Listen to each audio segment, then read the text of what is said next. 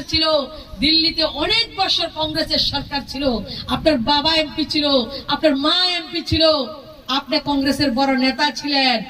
মহারাজা বীর বিক্রমের নামে ত্রিপুরা রাজ্যের এয়ারপোর্ট আপনারা করতে পারেননি। রাজ্যের মাননীয় মুখ্যমন্ত্রী বিপ্লব কুমার দেব আমার আধুনিক ত্রিপুরার রূপকার মহারাজার নামে বীর বিক্রম ইন্টারন্যাশনাল এয়ারপোর্টের নামকরণ করে দিয়েছেন।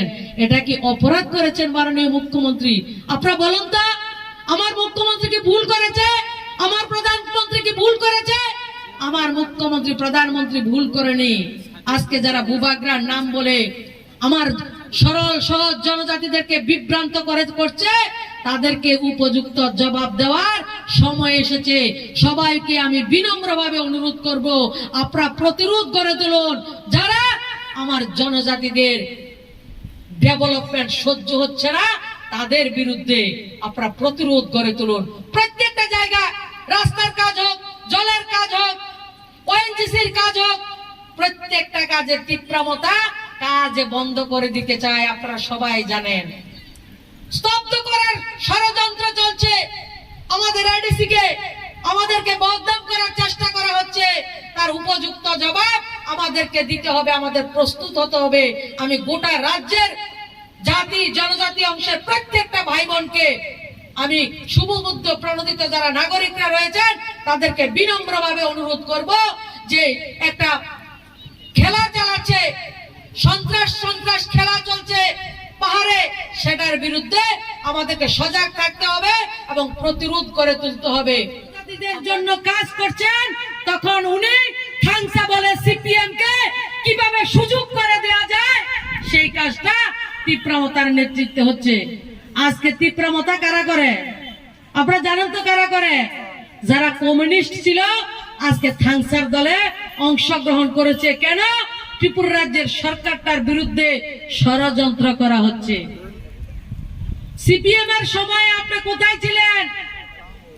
তখন তো ত্রিপুরা রাজ্যে আপনাকে দেখা যায়নি, ত্রিপুরা রাজ্যের জনজাতিদের সুখে দুঃখে আপনাকে দেখা যায়নি, আপনার পরিবারকে দেখা যায়নি।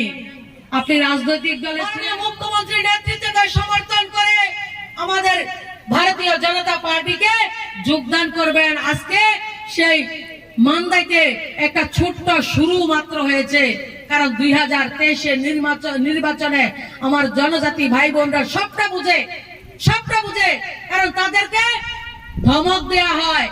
আজকেও ধমক দেয়া হয়েছে। কিছুক্ষণ আমাদের প্রোগ্রাম 2টার সময় ছিল, একটা সময় তীব্রমতার গুন্ডারা, সন্ত্রাসীরা, যারা সিপিএম এর আশ্রিত গুন্ডা ছিল, তারা এই জায়গায় তীব্রমতার নাম নিয়ে গুন্ডামি করে গেছে। তীব্রমতার যিনি বুবাগ্রা, নিজেকে স্বঘোষিত বুবাগ্রা বলেন, আমি ওনাকে চ্যালেঞ্জ করছি, আপনার সন্ত্রাসবাদীদেরকে দিয়ে আপনার তীব্রাচার কথা বলে মানুষদেরকে, আমার যুবকদেরকে বিভ্রান্ত করছেন। আপনি ত্রিপুরা রাজ্যের জনজাতিদেরকে ধ্বংসের মুখে ফেলে দেওয়ার কাজ করছেন। আপনাদের ডেভেলপমেন্ট আপনার সহ্য হচ্ছে না। যদি আপনি ডেভেলপমেন্ট চাইতেন, আজকে থেকে 20 বছর আগে আপনি তীব্রাদের জন্য, তীব্রাচার জন্য কথা বলতেন, তখন কথা বলেননি। যখন আমরা মহারাজা বীর বিক্রম কিশোর মাণিক্য বাহাদুরের নামে